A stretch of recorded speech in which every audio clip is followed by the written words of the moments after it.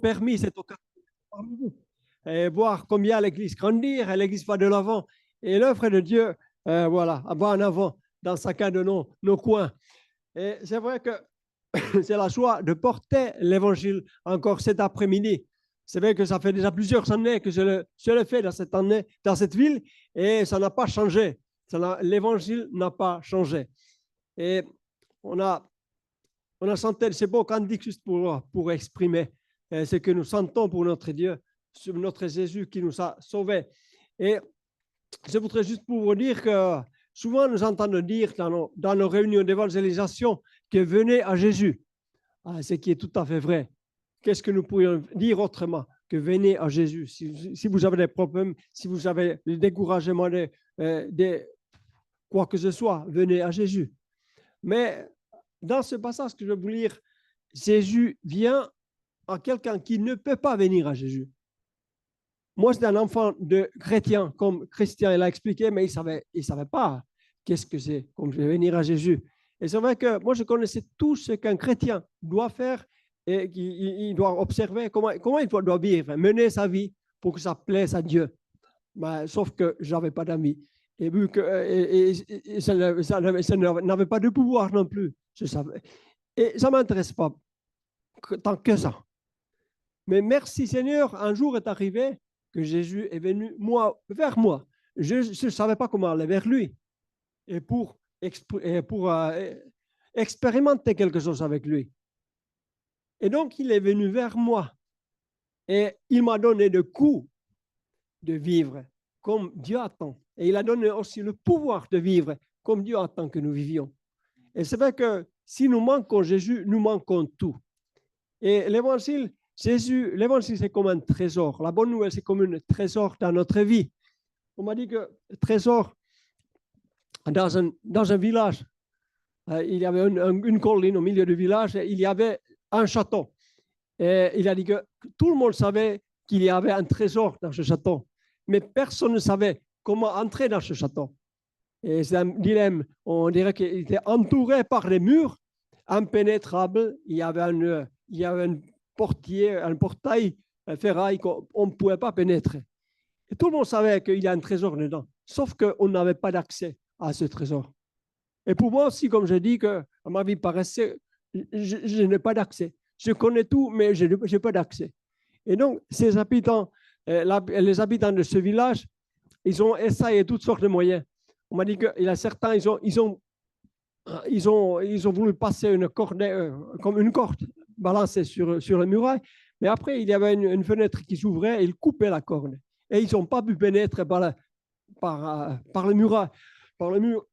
Et puis, il y avait d'autres qui ont construit un catapulte. Ils ont balancé. Un homme il a volé sur le muraille, il a atterri au milieu. Mais le problème, à l'intérieur, il y a aussi une catapulte. Et il est revenu. Il est revenu, l'homme. Et donc, on ne savait pas quoi faire. Et il y a un homme qui a voulu tenter la pitié, la clé de la pitié. Il se mettait les jambes croisées devant le grand portail, il se mettait jeûner et il voulait paraître misérable, que quelqu'un ouvre le portail, vient lui porter du secours. Mais le portail ne s'ouvrait pas. Il y avait une fillette qui, comme tout le monde, elle connaissait aussi qu'il y a un trésor, mais par sa curiosité, il a fait le tour de la muraille. Et elle a vu qu'il y avait une petite porte. Et donc, avec sa simplicité, il a tapé sur cette porte. Mais la porte s'est ouverte. Et il est entré dedans. Et elle est repartie pour dire, il n'a jamais attendez, je sais comment entrer dans ce village. Il y a une porte pour entrer, pour accéder à ces trésors. Et vous savez que l'évangile, c'est comme cela. On a accès au trésor de Dieu. Et l'accès, il passe par la porte. Et la porte, c'est Jésus. Jésus a dit que je suis la porte des brebis. Celui qui passera par moi trouvera le pâturage, trouvera justement pour se rassasier, pour trouver des ressources pour sa vie et pour la vie éternelle. Et c'est le trésor que nous avons trouvé, plusieurs d'entre nous, sinon toutes, on l'a trouvé en Jésus-Christ. Et voilà, ce trésor, ça se trouve à Paul aujourd'hui. On passe par la porte et Dieu nous ouvrira les trésors du ciel.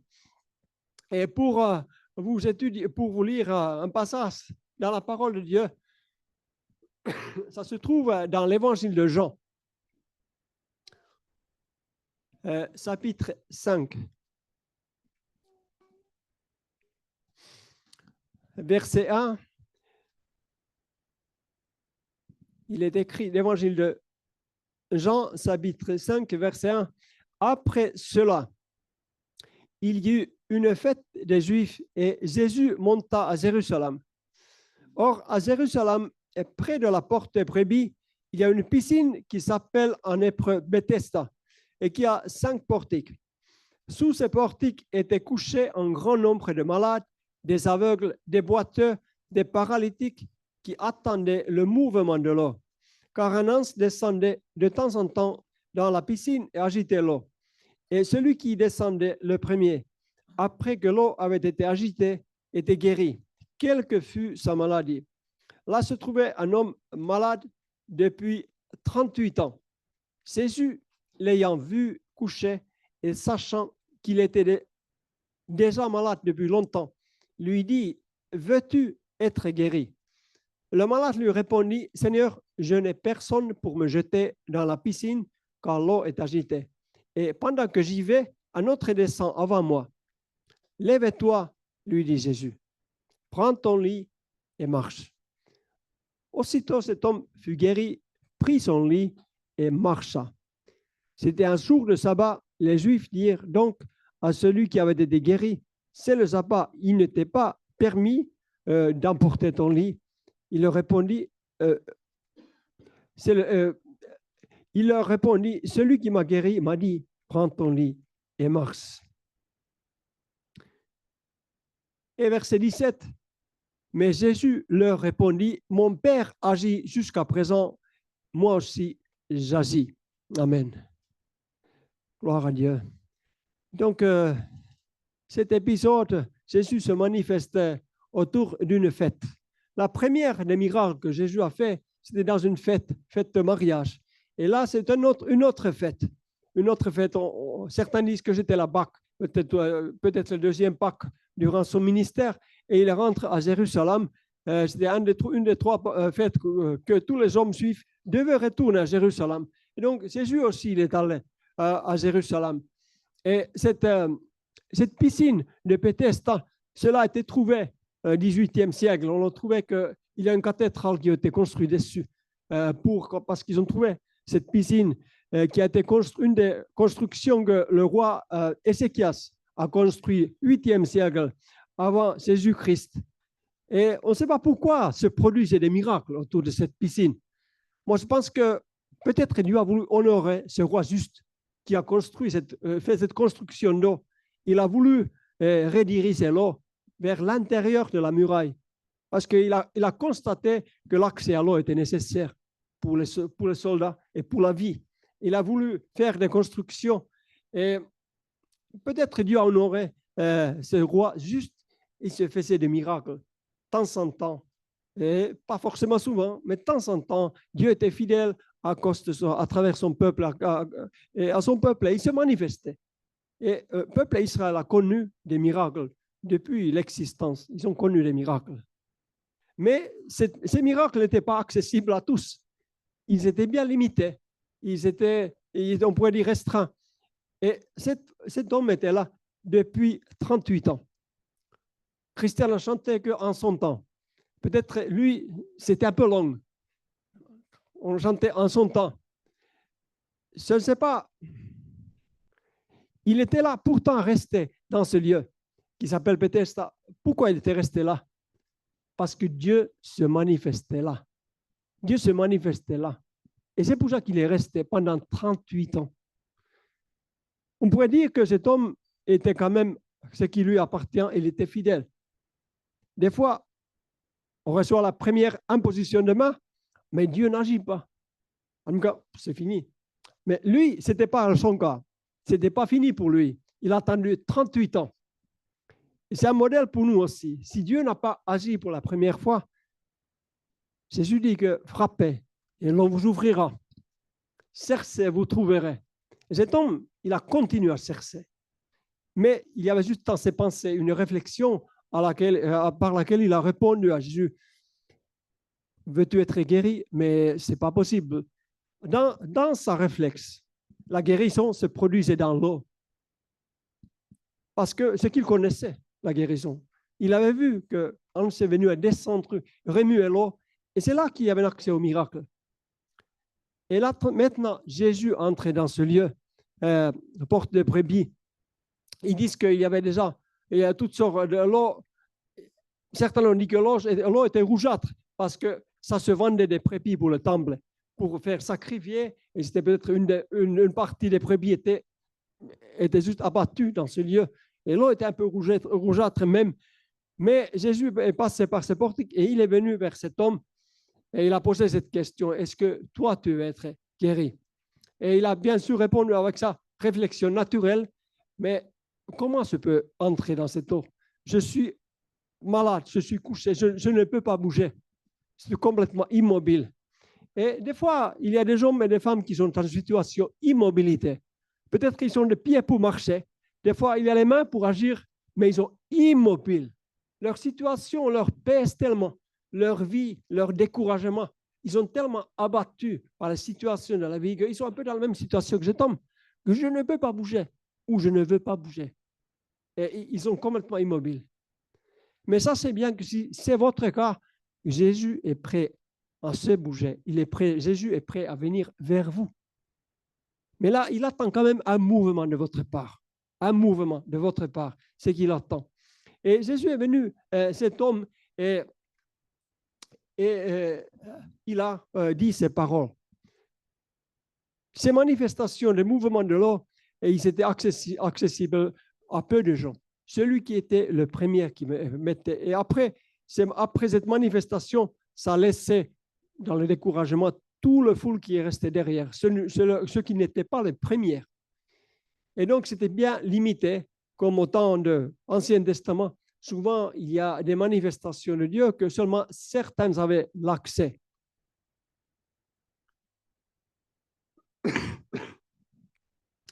Et cet homme, il n'avait aucun moyen physique, naturel, pour se rentrer dans l'eau une fois que l'eau était agitée. Et cela faisait 38 ans qu'il était là.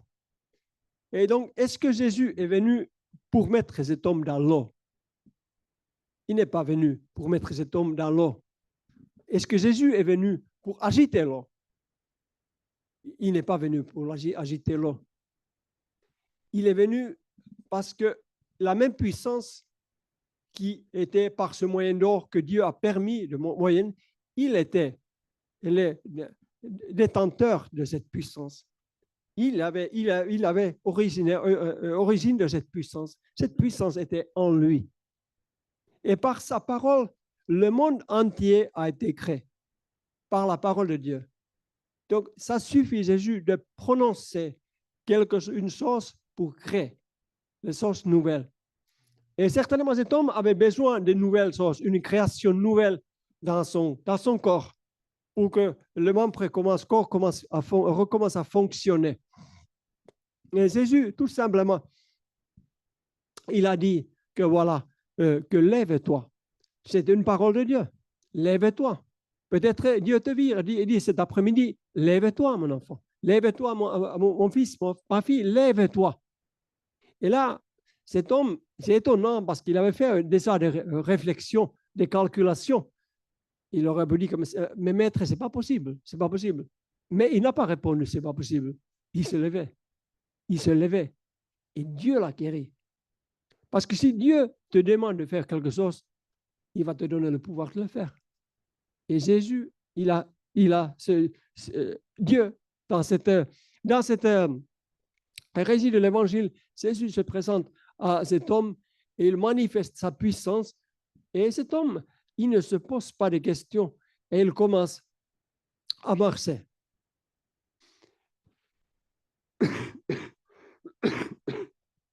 Et il y a aujourd'hui beaucoup de personnes qui n'ont pas accès à la puissance de Dieu. Ils n'ont pas accès au miracle comme cet homme.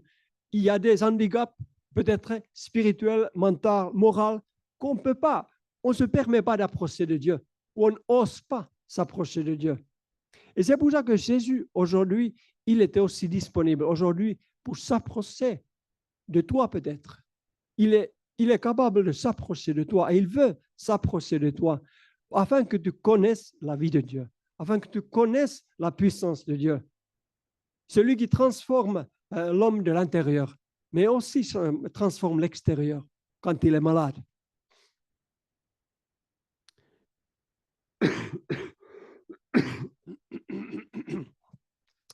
Et on peut poser la question concernant c'est le reproche qui a été fait à Jésus. Mais vous n'avez pas le droit de faire ça au jour de sabbat.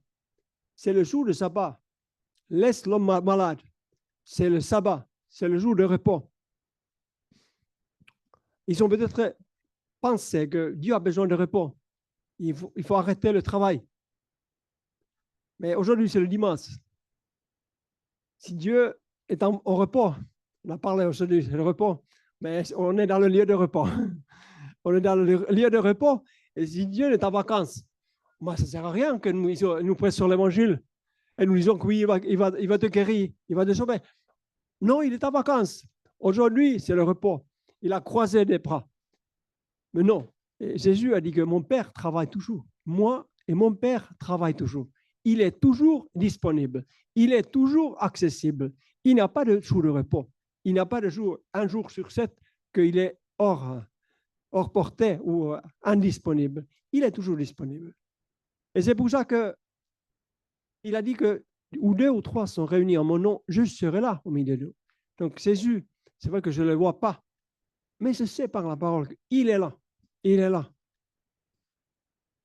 C'est vrai que Jésus, quand il est venu dans nos vies, dans nos cœurs, il a fait beaucoup de bien dans notre vie.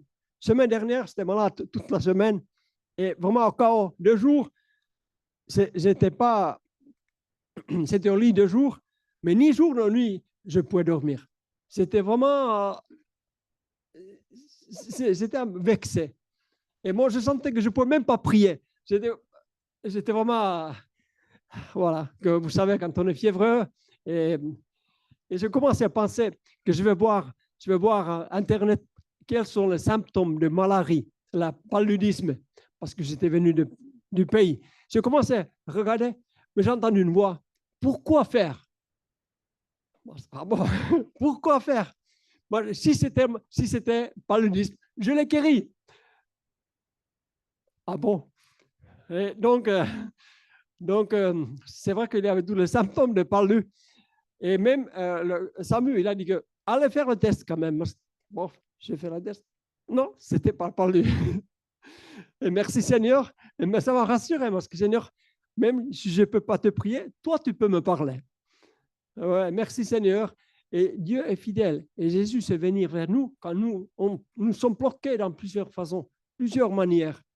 Et il sait nos incapacités. Et lui, il n'a pas d'incapacité. Il est tout puissant. Il sait intervenir quand nous avons besoin de lui. Et il a pu, à sabbat, dans le jour du sabbat, Jésus s'était approché de cet homme. Mais Jésus a juste dit que prends ton lit, ça devait être peut-être un témoignage. Je pense que ce n'était pas pour irriter les religieux, mais c'est un témoignage. Mais pourquoi tu portes ton lit? Et il a besoin de réponse. Il y a quelqu'un qui m'a guéri. Quelqu'un qui m'a guéri. Et il n'a pas voulu laisser son lit traîner autour de cette piscine. Et comme Jésus dit, il dit que voilà, mon Père agit jusqu'à présent et moi j'agis. Et il a dit, lève-toi, sa parole a créé la santé dans cet homme. Et comme on a dit que la parole a fait créer toutes les choses. Et il est puissant, cette parole de Dieu. Dieu a envoyé sa parole et nous a guéris, dit la parole de Dieu. Et cette parole est toujours efficace et puissante. Et Jésus-Christ qui a opéré ce miracle, il est la parole incarnée. Et aussi, nous avons dans nos mains cette parole qui est parole inspirée, qui est toujours aussi bien la parole de Dieu.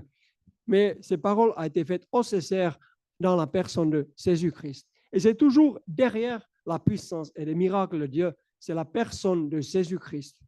Et si nous faisons bien, quand nous avons besoin de lui, nous rappeler ce que Jésus a fait quand il était sur terre, présent au Césaire, comme on a vu ici dans ce passage, Jean chapitre 5.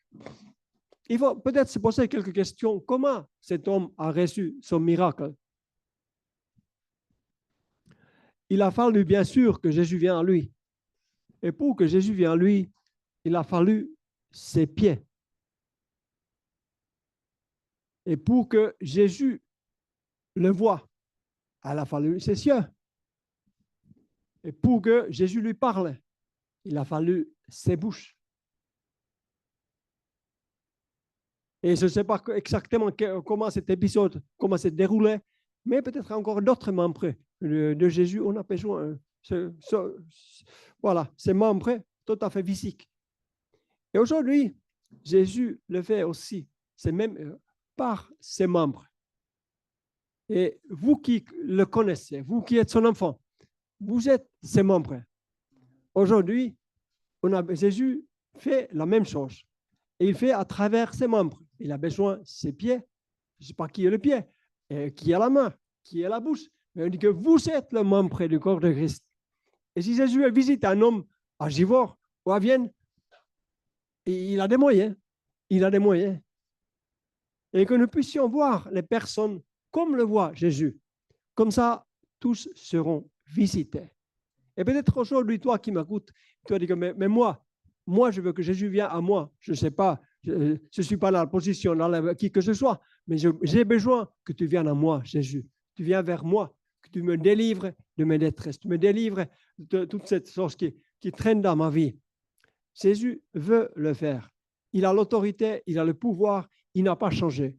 C'est vrai qu'il est passé par la croix, mais il est ressuscité.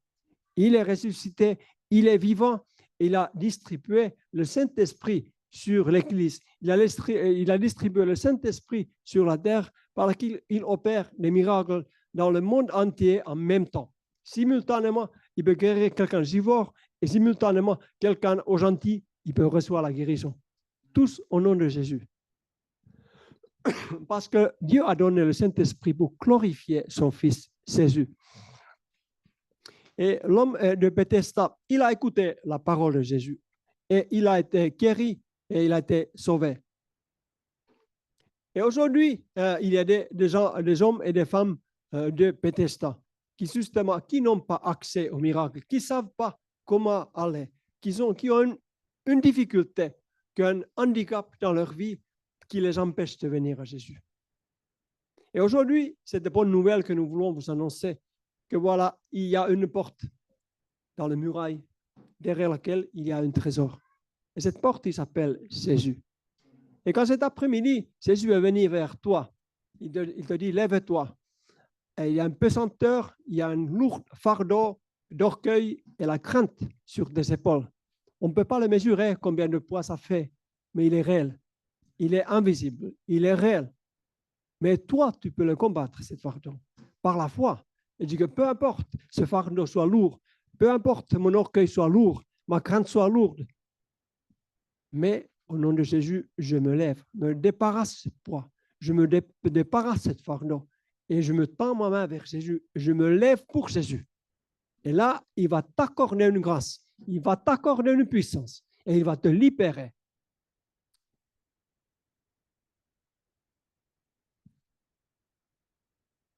Il y a encore une chose qu'il faut voir. Il a dit que Jésus dit que va et ne pêche plus, afin que quelque chose de pire vous arrive. Jésus a dit que ce n'était pas encore le pire, comme on avait senti qu'en son temps. Jésus pouvait attendre. Ce n'était pas le pire des choses, être malade, paralysé pendant 38 ans. Donc, je l'espère à personne, cela. Mais ce n'était pourtant pas le pire. Qu'est-ce que le pire alors que Jésus a dit que quelque chose de pire vous arrive? Le pire qui puisse nous arriver, partir de cette vie, partir de notre vie terrestre dans l'éternité sans avoir rencontré son Sauveur, sans avoir donné sa place, son cœur au Seigneur et Sauveur Jésus-Christ. Là, c'est le pire. C'est la séparation éternelle, la condamnation éternelle que Dieu ne veut mettre personne. Dieu veut que tous les hommes soient sauvés, parviennent à la connaissance de la vérité. Et la vérité, c'est marqué dans le mur aussi, c'est Jésus. Et c'est pour ça que Dieu attend patiemment. Si Jésus était venu il y a un an, il y a plusieurs personnes qui n'auraient pas été sauvées. C'est parce que vous pouvez témoigner ici aussi que si Jésus il était venu il y a un an, il y a plusieurs personnes qui n'auraient pas été sauvées. Et c'est pour ça que Jésus attend patiemment. Dieu est patient. Et il a attendu 38 ans avec cet homme, mais il savait qu'il a besoin d'une rencontre. Et il est venu vers lui. Jésus est venu vers lui. Et peut-être Jésus te rappelle cet après-midi de sa parole, d'importance de l'évangile. Quelle est cette pire des choses qui peut arriver? De ne pas le rencontrer. Vivre tout en bonne santé, toute sa vie, avec toutes ses forces, avec tous ses moyens, avec toute sa réussite. Mais tout va tomber dans l'eau un jour, quand il part dans l'éternité sans connaître le Seigneur et Sauveur, Jésus-Christ. Et c'est pour ça qu'on veut mettre l'accent justement sur le salut. On veut axer le pardon de ses péchés. Et l'apôtre Paul dit de Romains que tous ont péché et sont privés de la gloire de Dieu. Et que le salaire du péché, c'est la mort. Mais le don gratuit en Jésus-Christ, c'est la vie éternelle. Et la rédemption qui est en Jésus-Christ. Et ce don gratuit, ce n'est pas un automatisme que ça a été donné à tout le monde. C'est un don qu'il faut recevoir. Comme on pourrait dire que cet homme de Bethesda, il aurait pu refuser. C'est-à-dire que désolé, je ne peux pas marcher. Aujourd'hui, on va demander, on voit des gens misérables, des fois, on demande, est-ce que je veux prier pour toi? Jésus veut t'aider. Arrête, laissez-moi tranquille, laissez-moi tranquille. Les gens, il y a une réaction comme ça. Mais cet homme n'a pas répondu, laissez-moi tranquille. Il se leva. Il a écouté la parole de Jésus. Et cette parole était puissante. Les paroles de Jésus sont toujours puissantes. Et il a créé une nouvelle vie intérieure par la foi et aussi par l'extérieur. Il a apporté guérison. Et ce que Dieu veut faire cet après-midi aussi dans la vie de quelques personnes. Et donc, c'est pour ça que nous voulons dire que Dieu a tant aimé le monde qu'il a donné son Fils unique, afin que quiconque croit en lui ne périsse point, mais qu'il ait la vie éternelle. Et Jésus, afin que tu crois, il veut venir à toi. Il veut te laisser faire une expérience personnelle avec toi, avec Jésus-Christ. Afin que tu fasses une expérience personnelle avec Jésus-Christ, que tu sais que c'est vrai. Dieu a donné son Fils et en lui, il y a la vie. Sans lui, il n'y a pas de vie. L'apôtre Jean dit que celui qui a le Fils de Dieu a la vie. Celui qui n'a pas le Fils n'a pas la vie, ne verra pas la vie. Beaucoup de gens qui ont un prophète, certains qui ont la Vierge, certains qui ont une religion. Mais la parole dit que celui qui a le Fils a la vie. Et Jésus est le Fils. Et aujourd'hui, quand tu réponds à Jésus, tu réponds au Fils de Dieu. Tu réponds à celui qui est le co-créateur avec le Père. Celui qui a tout créé, celui qui est l'alpha et l'oméga, commencement et la fin. Celui que Dieu a donné l'autorité de juger sa création vers la fin du monde. Mais aujourd'hui, la bonne nouvelle, que tu peux faire paix avec lui. Tu peux devenir son ami. Tu peux devenir celui à qui il va faire grâce cet après-midi.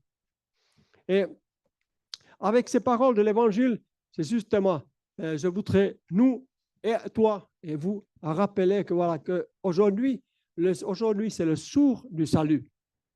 Aujourd'hui, ce n'est pas forcément demain. Aujourd'hui, c'est le jour du salut. Et l'apôtre Paul nous demande de nous réconcilier avec Dieu pour recevoir la grâce de Dieu. Parce que la porte du salut, la porte de ce château où il y avait le trésor, il est encore ouverte. Dieu est prêt à ouvrir la porte pour toi, pour la guérison et pour un miracle, mais surtout pour le pardon de tes péchés, pour une régénération, pour un changement de vie, changement de cœur et changement de tout ce qui est en toi. Peut-être ne plus continuer plus loin, mais juste pour vous rappeler que Jésus a dit que celui qui l'a reçu, il n'est pas dit que celui qui est venu à Jésus, parce que sinon cet homme aurait été exclu. Il n'est pas venu à Jésus, il ne pouvait pas. Mais celui qui l'a reçu. Jésus est venu vers lui et lui, il l'a reçu. Et c'est pour ça que Jésus, aujourd'hui, cet après-midi, il vient vers toi Mais il faut que toi, tu le reçois. Que tu le reçois. Et quand il te dit, lève-toi, lève-toi, lève-toi. Il dit que Jésus, c'est pour toi que je me lève. Je ne laisse rien et personne empêcher que je prenne une décision avec toi. Et on va prier ensemble. Si vraiment tu as besoin de la grâce de Dieu, tu as besoin de faire un geste, tu dis que Jésus, oui, je crois que c'est toi qui me parlais. Ou que je sois à ta maison, chez toi, chez des amis, ou dans cette salle même, lève-toi pendant qu'on prie et dis que Jésus, je me lève. Alléluia. Jésus, merci pour tes paroles, Seigneur, qui sont remplies d'autorité. Ces paroles qui ont créé l'univers. Seigneur, c'est toi qui es la parole. Seigneur, merci que tu veux parler à une personne. Une parole de vie, une parole de régénération, une parole de pardon, une parole de transformation. Jésus, une parole de guérison. Jésus, merci parce que dans ta parole, il y a toute cette puissance. Et Seigneur, celui qui se lève, celle qui se lève, Jésus, merci parce que tu lui fais grâce en cet instant, Seigneur. Alléluia. Merci de confirmer ta parole. Manifeste ton autorité au nom puissant de Jésus. Alléluia. Béni soit ton nom, Jésus. Amen. Gloire à Dieu. Amen.